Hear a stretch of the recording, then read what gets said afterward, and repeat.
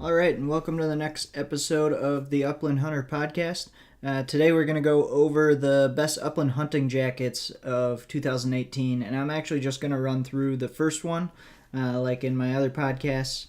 I wanted to go over why I'm only going to run through this one upland hunting jacket and why it's worth shelling out the money for. So, I'm a bit smaller guy.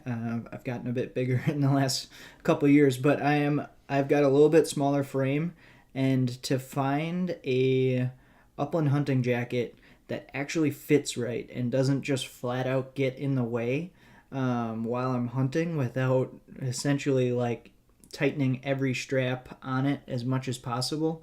It's tough to find darn near anything out there. I'm sure anyone that is a little bit smaller and has looked for hunting gear is kind of fallen into the same, I'll say, bucket. You go to any store really, and it's hard to find.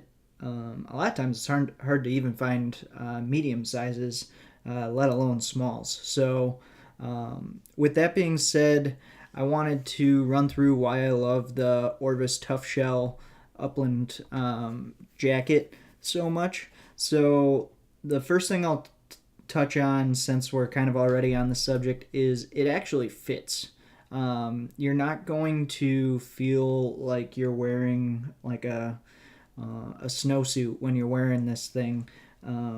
I've had a couple other vests. I'm not actually going to mention which one, or not vests, jackets. I'm not actually going to mention which ones because I don't want to bash anyone. But I probably could have fit another, 6 inch. I could probably fit an entire pillow in the jacket with me, without the jacket even feeling too tight. And with the Orvis Tough Shell jacket, you really don't at all.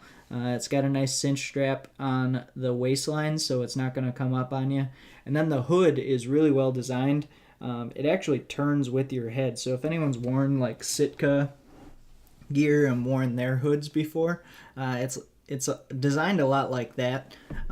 So it does a really good job there. The game pouch, is well made, like you'd expect it to be if you're buying something from Orvis. Plenty of pocket capacity, and then they've got like near the armpit areas, they've got a like a zipper that essentially opens up some vents to help you breathe a little bit more. And then another kind of cool thing that you don't see very often is they've actually got magnets in the pockets instead of snaps. So A, it's a lot quicker to close them, and B, there's actually a magnet that holds the flap open if you want. And it's not, I'll say initially I was a little bit leery about that because I didn't want the pocket to like accidentally come open and stay open, but I really haven't had that problem much at all. So, with that being said, this jacket is going to last damn near forever, and I honestly think it's worth spending the extra, 100 or $200 on if you're actually into the sport of upland hunting and you're planning on, staying in it for a while. You're gonna thank yourself later if you decide to buy this vest versus a cheaper one for sure.